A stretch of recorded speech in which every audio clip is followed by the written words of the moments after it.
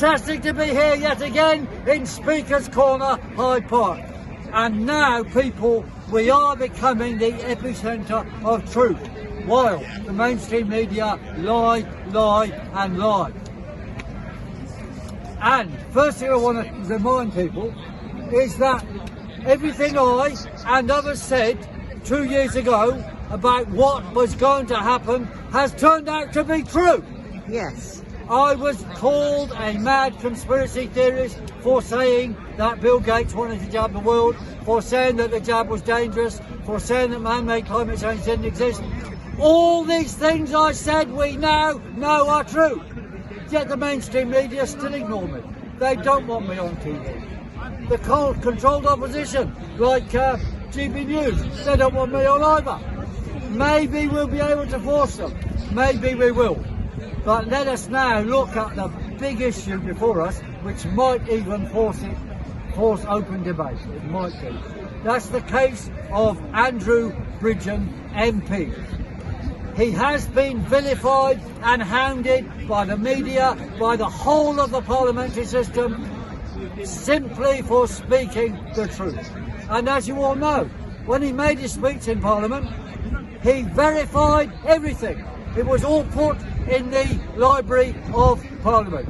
Yet he was denounced in Parliament for being an anti-Semite. Now that is a lie. He's been labelled that just like my brother. But let us be very clear what Andrew Bridgen said. And he was quoting an Israeli Jewish cardiologist, but he said it himself as well, so he's saying it too. He said the injection programme is the biggest crime against humanity since the Holocaust. That was deemed anti-Semitic. It is not anti-Semitic. He said it's the biggest thing since then. Since then. He didn't belittle the Holocaust. He didn't say the Holocaust didn't happen. He didn't say the Holocaust was less than you believe. He said it's the biggest thing since then. That is not anti-Semitic. And only a fool and a liar would say it is. So, Andrew Bridgen has said to the politicians concerned that they will, Hancock in particular, they will be taken to court for libel unless they withdraw the tweet which says that and retract what they say. Otherwise, they're going to be taken to court for libel. And logically, he will win. That is fantastic. And I support Andrew Bridgen all the way. And every person that cares about human life should be supporting Andrew Bridgen and demanding an end to the injection programmes, all of them now. Yes. And we have till February the 1st, as far as I'm concerned, to win this. And we should also be demanding an inquiry into how this jab programme came about. But of course, who will run the inquiry is a big question, because the powers that be always put cover-ups in charge of inquiries. But let's cross that bridge when it comes. There has to be an inquiry, and of course every one of you can do your own inquiries, and we know the truth. Piers, you know you're nuts, right? Good afternoon, sir. Good to see you, already. Always a pleasure to see you here. Yes, and I am not anti-Semitic, and I never have been anti-Semitic. Oh, I said you're nuts. And by the way, let's clarify that. the issue of Andrew Bridgen will raise some other libel questions, because I myself was accused of being anti-Semitic for putting out a leaflet which was anti-Nazi. And those people that accused me of anti-Semitism themselves committed libel. And that is something which might follow on after Andrew Bridgen has taken his case. And there's another one about libel, namely those scammers who did a Photoshop, showed my t-shirt, well, showed me with a t-shirt, a yellow t-shirt, holding money. But the t-shirt they showed didn't have any words on it. It was a Photoshop. That was in a video edited in 37 places to try and frame me as being bribed by a vax company. I said actually to these people that I was talking to, we will not change any policy at all, and we're opposed to all the jabs. However, that was left out of the video. But leave that aside, the accusations against me on that were libel, and we might also follow that up. But of course, will the courts of England actually do their job? I do not know. It is plain black and white what's happened. It's plainly libel. Let's seek the truth. But let's see what's going to happen next. We've got to demand the media end their witch hunt of Andrew Bridgen. And we will be organising pickets, demonstrations against the mainstream media for their lies, lies and lies, and demand the truth. And we want to get on the mainstream TV as well. We've got to give them an offer they can't refuse. I don't know what it is, but we've got to get on there and speak the truth. Because as Haiku says, their whole narrative is crumbling.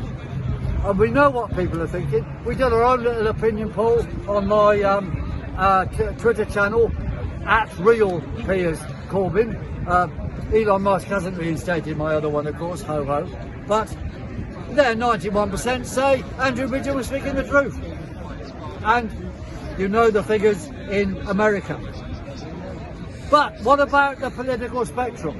You see, the biggest thing that disgusted me about those statements in Parliament by Hancock and Sunak was that not a single MP stood up and said, Mr. Prime Minister, that statement you made isn't true. Please, could you justify it? Yeah. Not one MP, not even my brother, none of them. They're all scared, scared, scared. The whole system in Parliament is utter rubbish. It's a circus. It's shown up. And people like Reform UK are part of that circus as well. They're pretending to be opposition, but they themselves believe in continuing the vaccination injection programme. That is a disgrace. And furthermore, note this. Representatives of Reform UK were present at the formation of Together, the Together so-called campaign, which limits itself and got very upset about us going to Oxford, giving out effective leaflets when they were giving out stupid, inaccurate leaflets. That upset them. Well, of course it upset them. But why are they giving out these stupid leaflets? And who pays them to do so? That is the question. So be very careful. When people come campaigning with you, ask them, what are they actually saying? That's what you've got to know. And we have to be clear. Now there will be posers everywhere. If people work with you, then great. But we say, in any area where there's any campaign, first thing we ask is who's here and what are you doing? We do not walk into an area and impose ourselves. We've been going around the country. We've been going to Ely. We've been going to, well, many places, Oxford, Canterbury, supporting those people there against these zoning policies. So I think we'll move on to talk a bit about zoning policies now. Because some people think, oh, this is just small. No, not small at all. First thing to understand, though, the actually cretinism of what has been said. They tell us that in order to have your ability to go around and go to a shop within 15 minutes, we have to block cars from driving in and out of the area. Right, to help you walk, we're going to block cars from moving. This is utter insanity. Your ability to walk is nothing to do with the cars driving around. Does that make sense? Absolutely. Does anybody here disagree with that?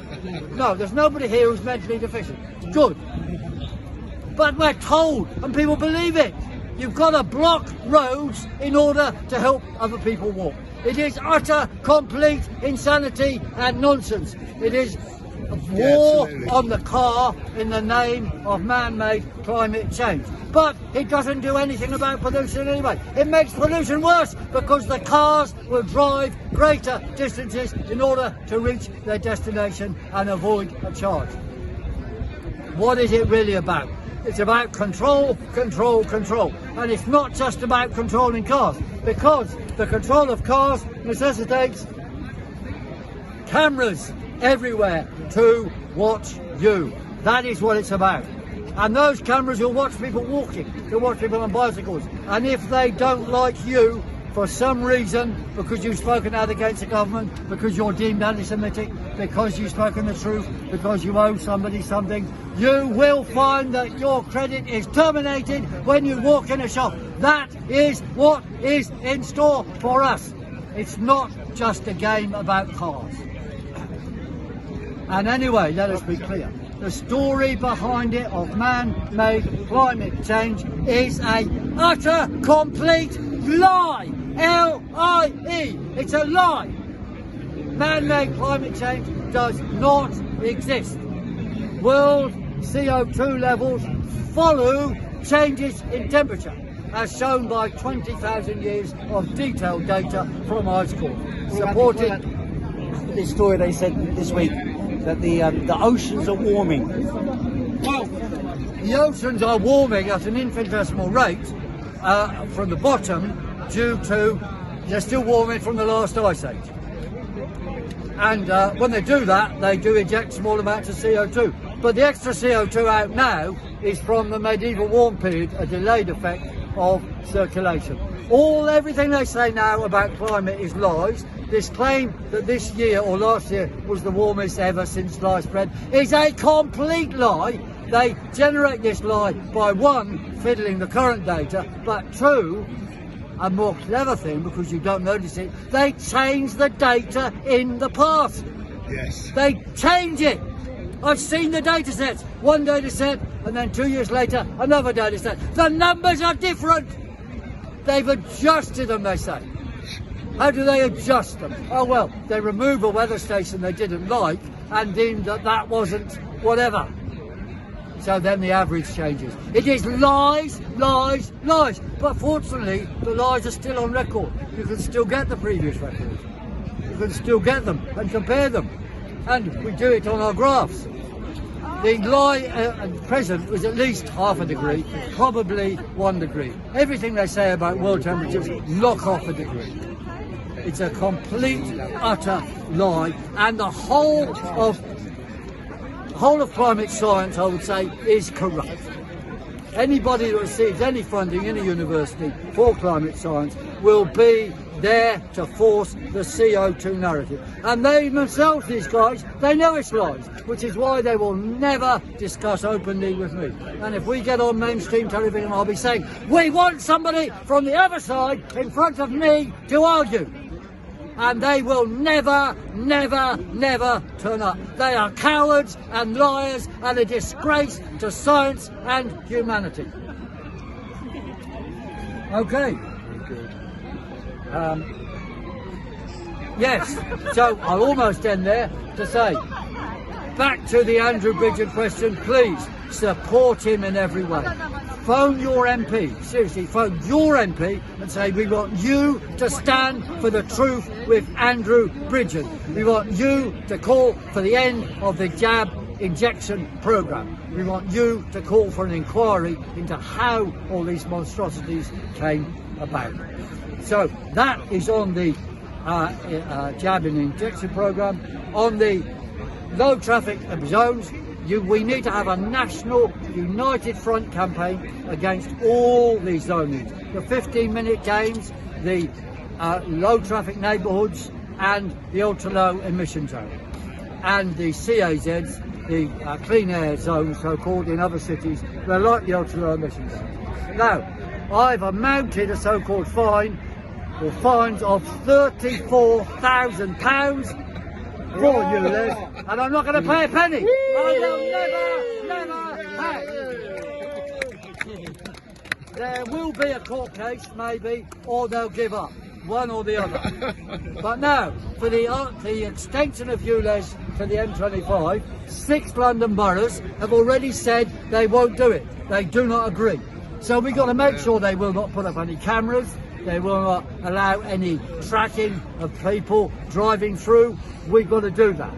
I think we can win this. So everybody, please, take leaflets against the ULEZ. Take leaflets against all zoning. Get them in shops. Stick them up. Build a united campaign. And if you know anybody that's affected by an LTN, get in touch with the campaign. It's all listed on there. It's called the National United Front Against Zone Control. Say what you want, on the web, on the Telegram group, and use one of those leaflets, or we can produce special leaflets for your area. We've got to have all the different zone teams fighting each other, not playing little games one against the other, such as the Together group or their associates. What do they call themselves? Not Our Future or something. They're working with Reform UK, and as far as I'm concerned, they're part of the circus. The circus is there to make you think it's got to be Labour or Tory or Lib Dem to play the same game in Parliament. Labour and Tory right now might just as well be the same party. And you notice that in order to show he's more of a arse licker than Sunak, that Starmer has taken his whole shadow cabinet. It's going to Davos. Yes, Oh, is that right? yes, I was going to say that. Yes. And that's saving the planet, That's flying by says it jet all. plane. Says What it lying all. hypocrites they are! What complete, absolute scum! Yes. They've got to be swept Indeed. aside, just like the Tories. Parasites. Parasites and worms. Yes. Worse I don't think than worms would even eat us. Yeah, absolutely. Okay, well, that is enough for today, I think. Thank you, Haiku, and I just want to say our favourite slogan, we will end with Resist! defy, do not comply. Resist, defy, do not comply. Resist, defy, do not comply. Come on. Woo. Excellent.